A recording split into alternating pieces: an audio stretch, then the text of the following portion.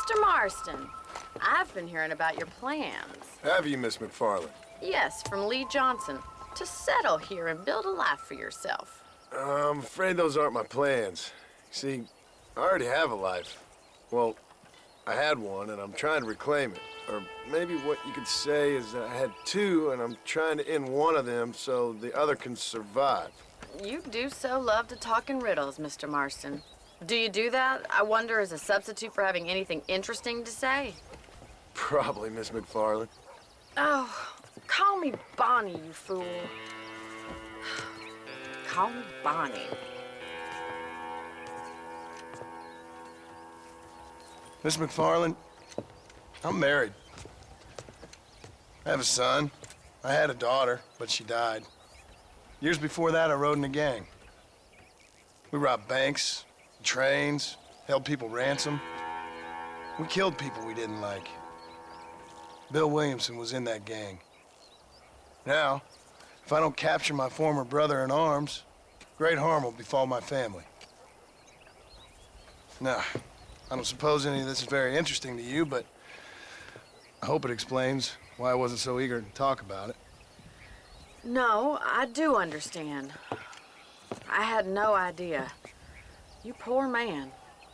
Even in this new country, memories don't really fade. My father was an illiterate Scot born on the boat into New York.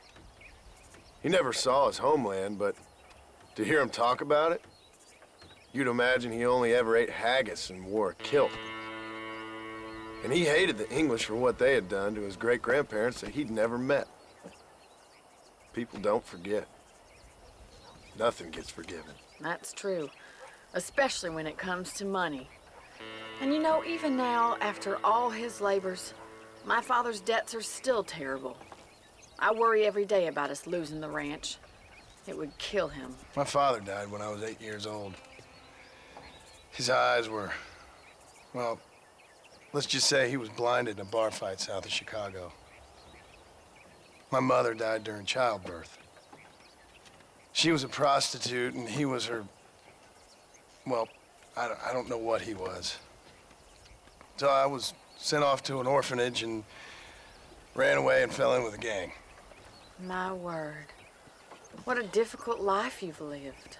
The leader of the gang taught me how to read, taught me how to see all that was good in the world. He was a great man in a way.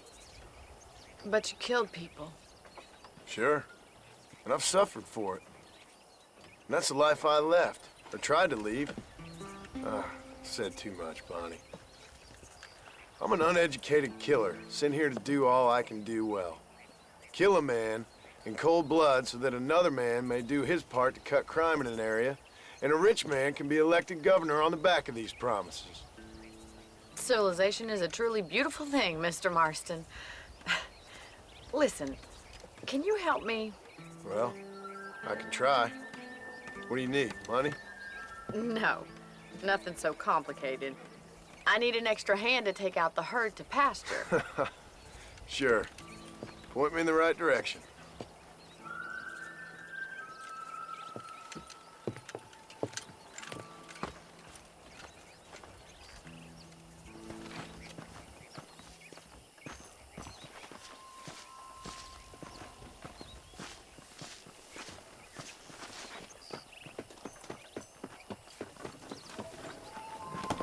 Right.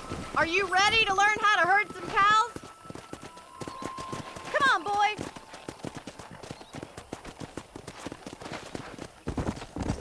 Thank you for telling me all that back there. It must have been hard for you. Hope you understand now why I've been playing my cards somewhat close to my chest. I didn't know you had a wife and child. Then again, I don't think I ever asked. They're lucky to have a man like you. I ain't so sure about that, but thank you. How are you, Miss McFarland?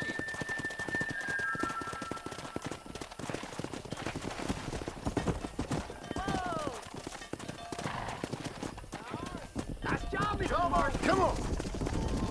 That's it. Keep it going now. Keep He's got it. Easy. Drive them down the road, Mr. Marston. Come on. Over there.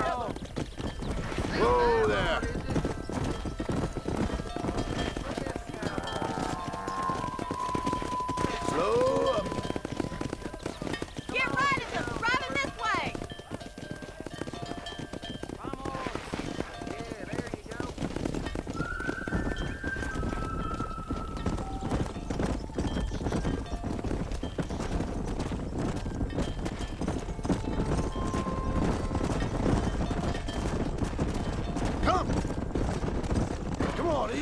down.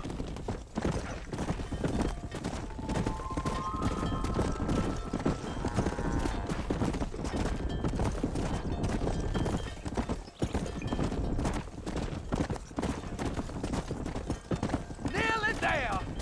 Whoa. Keep going, Mr. Mosley. Good. Now we need to move this entire herd out to the far pasture for grazing.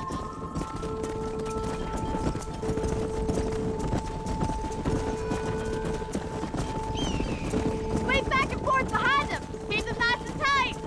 Keep them tight now. You're doing great, Mr. Marston. Stay with him. Keep that herd together now. Go! Careful. More of a hiccup than a help.